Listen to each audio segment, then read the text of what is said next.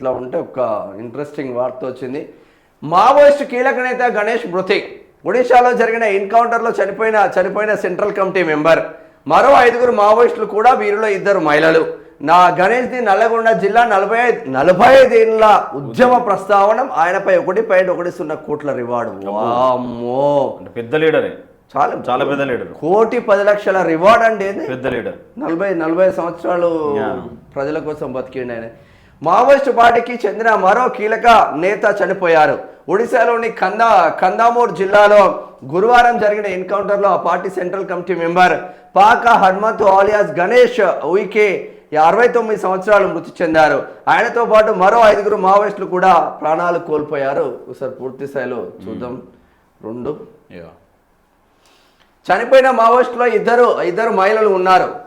కందామాల్ గంజాం జిల్లాలో సరిహద్దులోని రంబా అడవుల్లో మావోయిస్టులు ఉన్నారన్న సమాచారంతో 20 special operation groups SOG 2 combing కు పంపించినట్లు డిఐజీ ఆపరేషన్స్ అఖిలేశ్వర్ సింగ్ తెలిపారు. ఉదయం 9 గంటల సమయంలో కూంబింగ్ ప్రారంభమైంది. ఈ క్రమంలో భద్రతా బలగాల రాకను గమనించిన మావోయిస్టులు కాల్పులకు దిగారు. దీంతో భద్రతా బలగాలు ఎదురు కాల్పులు జరుపుతూ ముందుకు వెళ్లాయి. అనంతరం వేర్వేరు చోట్ల 6 మావోయిస్టులు మృతదేహాలను బలగాలను స్వాధీనం చేసుకున్నారు. వారిలో 2 మహిళలు ఉన్నారు. 2 ఇన్సాస్ రైఫిల్స్, 1 303 రైఫిల్, AK-47 ఇతర పేలుడు పదార్థాలను కూడా బలగాలు స్వాధీనం చేసుకున్నాయని వెల్లడించారు. చనిపోయిన వాళ్ళలో తెలంగాణకు చెందిన మావోయిస్టు కీలక నేత పాక హనుమంతు ఆలియాస్ గణేష్ ఉయికే ఉన్నట్లు ప్రకటించారు. ఆయనపై 1.10 కోట్ల రివార్డు ఉందని చెప్పారు. రాజేష్ తివారీ రూపా అనే మరో 2 మావోయిస్టులు కూడా ఉన్నట్లు గుర్తించామని, మిగతా వారిని గుర్తించే ప్రక్రియ కొనసాగుతుందని పేర్కొన్నారు. కాగా 2026 మార్చి 31 నాటికి నక్సలిజాన్ని అంతం చేస్తామని కేంద్ర హోంశాఖ మంత్రి అమిత్ షా మరోసారి పునరుద్ఘాటించారు. ఎన్కౌంటర్ అనంతరం ఆయన ట్వీట్ చేశారు. మావోయిస్టులు లొంగిపోవాలని పిలుపునిచ్చారు. ఇక గణేష్ ది సుదీర్ఘ ఉద్యమ చరిత్ర. నల్గొండ జిల్లా చండూరు మండలం పుల్లెంల గ్రామానికి చెందిన పాక హనుమంతు అలియాస్ గణేష్ ఉయికే చండూరులో 10వ తరగతి పూర్తి చేశారు. నల్గొండలో ఇంటర్ డిగ్రీ చదివారు. డిగ్రీలో ఉండగా రాడికల్ స్టూడెంట్స్ యూనియన్లో చేరారు. హనుమంతు తల్లిదండ్రులు చంద్రయ్య, పాపమ్మ. ఆయన తండ్రి సిపిఎంలో పనిచేసేవారు. హనుమంతు 45 ఏళ్ల కింద ఏచూరి శ్రీనివాస్ హత్య కేసులో కీలకంగా వ్యవహరించారు. ఆ తర్వాత నాటి పీపుల్స్ వారిలో చేరి దండకారణ్య బాట పట్టారు. ఎక్కువ కాలం దండకారణ్య స్పెషల్ జోనల్ కమిటీ మెంబర్గా పనిచేసి తర్వాత ఒడిశాకు బదిలీ అయ్యారు. అనేక ఆపరేషన్లకు నేతృత్వం వహించిన ఆయన కేంద్ర కమిటీ సభ్యుడి వరకు ఎదిగిరట. డిగ్రీ అంటే అప్పుడు నార్మల్గా ఏంటంటే రాడికల్ స్టూడెంట్ యూనియన్ చాలా పవర్ఫుల్ ఉండే. అప్పటికి నల్గొండ జిల్లా వ్యాప్తంగా కావచ్చు, తెలంగాణ వ్యాప్తంగా కావచ్చు, ఈ అరాచకాలు ఎక్కువ ఉండే. దొరల పెత్తందారులై అరాచకాలు ఎక్కువ ఉండే. ఈ అరాచకాల నుంచి వీళ్ళు ఫైట్ చేస్తూ ఉంటే మళ్ళీ పోలీస్ కేసులు పెట్టిండ్రు వీళ్ళ పైన. పోలీస్ కేసులు పెడితే పోలీసు వాళ్ళు వీళ్ళ దొరకబట్టడానికి వస్తే ఆ సమయంలోనే చాలా మంది నక్సలిజానికి వెళ్ళిపోయిన పరిస్థితి. అప్పటికి అదే కోణం ఉండే. అరే, సామాన్య పబ్లిక్ని ఇబ్బందులు పెడుతున్న దొరలు, పటవార్లు వీళ్ళని ఏం చేయాలి అని చెప్పేసి వాళ్ళపైన అక్రమ కేసులు పెడితే వాళ్ళు వెళ్ళిపోయాడు.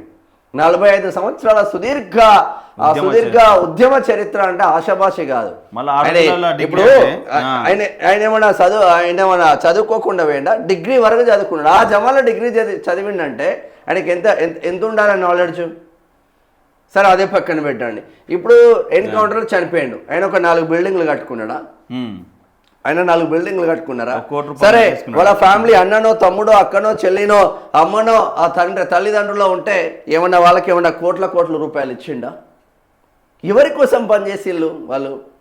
ఈ అడవును సర్వనాశనం పట్టిస్తూ ఉంటే, ఈ ఖనిజాలను సర్వనాశనం పట్టిస్తూ ఉంటే, ఈ పెట్టుబడి వ్యవస్థలను పెత్తందారి వ్యవస్థలుగా వచ్చి పల్లెల్లోకి వచ్చి మొత్తం పేద బడుగు బలహీన వర్గాలను సర్వనాశనం పట్టిస్తూ ఉంటే మరి ఎటు పోతుంది?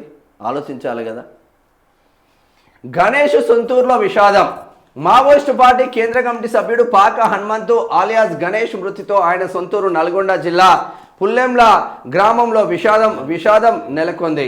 గ్రామానికి చెందిన పాక చంద్రయ్య పాపమ్మ దంపతులకు 6 పిల్లలు కాగా వారిలో గణేష్ మొదటివాడు. ఆయనకు 3 చెల్లెళ్ళు 2 తమ్ముళ్ళు ఉన్నారు. గణేష్ చనిపోయినట్టు ఆయన సోదరుడు సత్యం నిర్ధారించాడు. 45 ఏళ్ల కింద అజ్ఞాతంలోకి వెళ్ళి అప్పటి నుంచి ఇంటికి తిరిగి రాలేదని చెప్పారు. తన తల్లిదండ్రులు చనిపోయినప్పుడు కూడా గణేష్ రాలేదని గ్రామస్తులు తెలిపారు. తల్లిదండ్రులు కూడా చనిపోయినారు. గతంలో ఛత్తీస్గఢ్లో జరిగిన ఎన్కౌంటర్లో గణేష్ చనిపోయినట్టు అక్కడి పోలీసు అధికారులు వెల్లడించారు. కానీ ఆ తర్వాత చనిపోయింది గణేష్ కాదని కుటుంబ సభ్యులు మావోయిస్టు పార్టీ కీలక నేతలు ప్రకటించారు. మరి నిజంగానే ఇప్పుడు ఆల్రెడీ దాదాపు ఎన్కౌంటర్ లో 70 సంవత్సరాలు ఉంటాయి. 70 సంవత్సరాల చరిత్ర గణేష్ అన్నది. మరి గణేష్ అన్న ఇప్పుడు డెడ్ బాడీ ఇస్తారా? ఒకవేళ డెడ్ బాడీ ఇస్తే ఇప్పటికే గాదే ఇన్నయ్య పైన పెట్టిన ఉపా చట్టాలు ఏదైతే ఉండదో 100% ఇక అది బయటికి వచ్చే పరిస్థితి లేదు. సంవత్సరం దాకా అన్న చర్చ జరిగింది.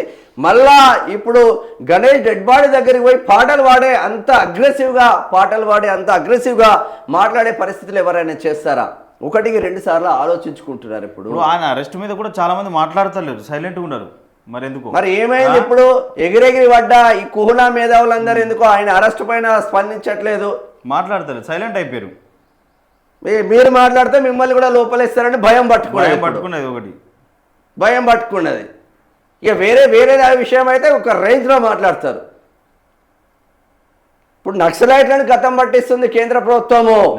నెక్స్ట్ అర్బన్ నక్సలైట్లనే గతం పట్టిస్తామని ఓపెన్గా చెప్పేస్తుంది. ఎవడైతే మావోయిస్టులకు కంప్లీట్గా మావోయిజాన్ని పెంచి పోషిస్తారో వాళ్ళపైన ఫోకస్ పెడతా ఉంటుంది. వాళ్ళ వర్షన్ ఒకటే. మీరేమో ఏసీ కార్లలో వండుకుంటూ మీ పిల్లలు మాత్రం మావోయిస్టులుగా పోరు. మీ పిల్లలు మీ బిడ్డనో మీ కొడుకో మావోయిజంలో ఓరు, మావోయిస్టు పార్టీలో జైన్ గారు. మీరు మాత్రం హైదరాబాద్లో ఆరాంసే ఉండాలి.